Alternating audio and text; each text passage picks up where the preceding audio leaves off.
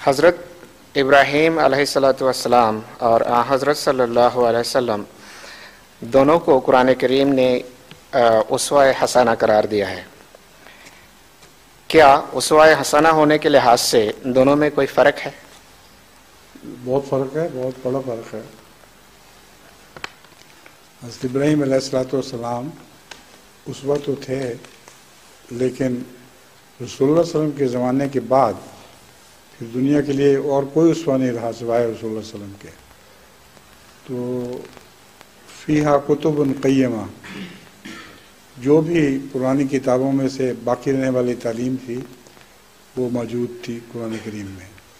پھر صحف ابراہیم و موسیٰ، ابراہیم اور حضرت موسیٰ کے صحف بھی قرآن کریم میں اکٹھے ہو گئے.